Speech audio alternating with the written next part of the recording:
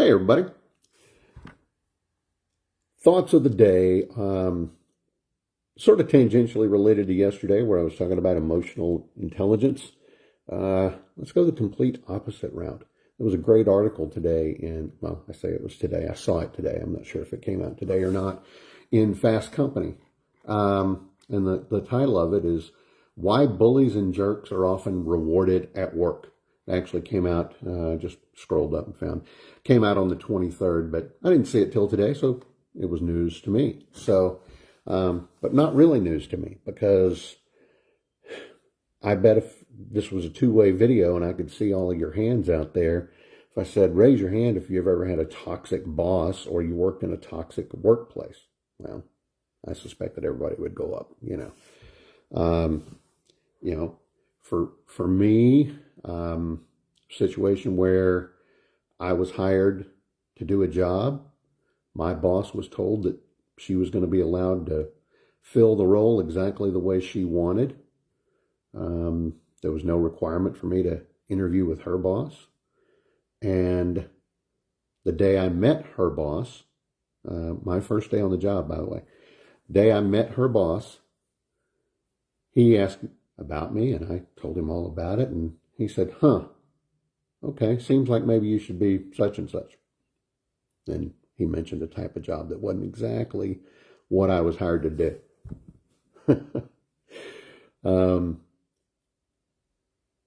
3 days later, my boss came into my office, looked like someone had run over her dog.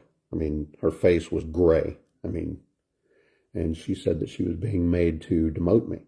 And I was like, why? And she said, so-and-so said that he doesn't think that you can do the job. And I said, I've had the job 3 days. And she offered me a different job at a reduced rate of pay, and I didn't have any other options at the time. So I said, yeah. And about a year or two later, I'm forgetting the timeline exactly, that guy ended up having to resign in disgrace. And I would like to say that I took the high road and didn't, as Eddie Murphy might say, giggle like a but I did. It wasn't my best look, but for a toxic person like that, and he was definitely toxic, not just to me, but to everybody, and I vowed right then and there that, I'd never been that kind of guy, but in fact, I've slammed one door during my entire professional career, and I did that on purpose. I had an employee who continually was underperforming because they weren't doing all of the steps in the job like we had told them over and over and over. So finally, I just went to that person, and in the bullpen, cubicles all around. I probably shouldn't have done it this way, but I was fed up, and I ripped into him and said, you will do it this way moving forward, or we're going to have a very difficult discussion. And then I purposefully left, went to my office, and slammed the door very loudly. My office was one far end of the building, and there was a long hallway separated by glass doors heading up to my executive director's office.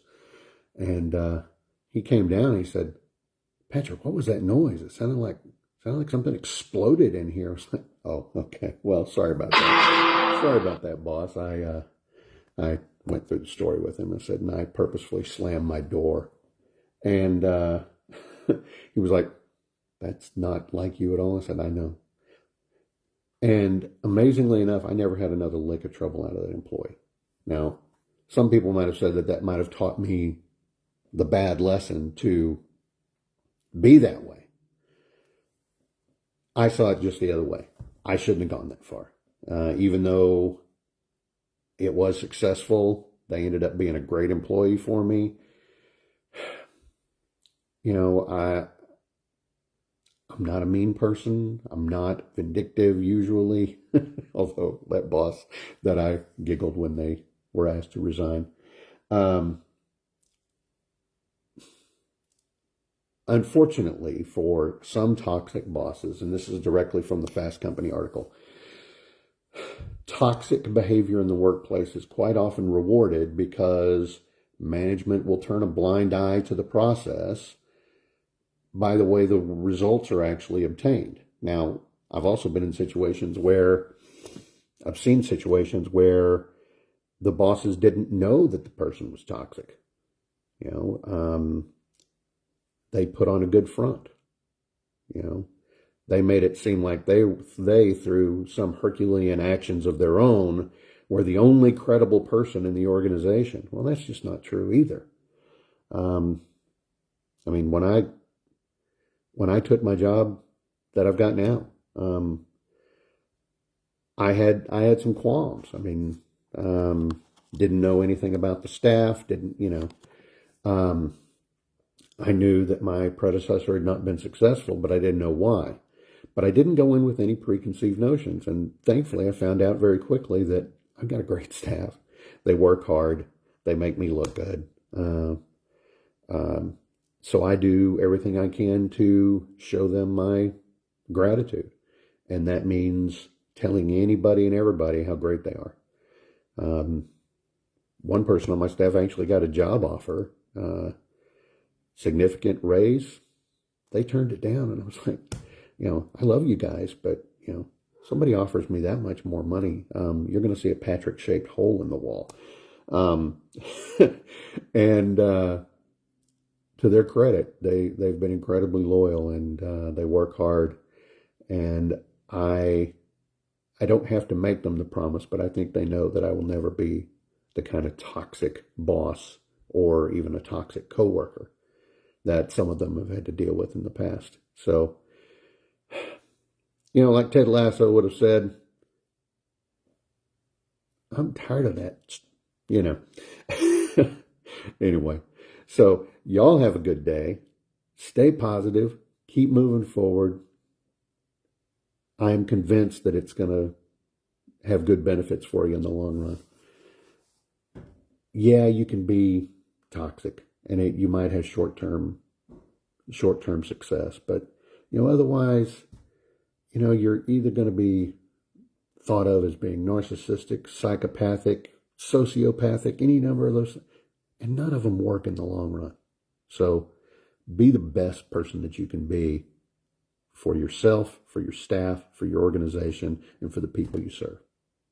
Have a good one. Bye-bye.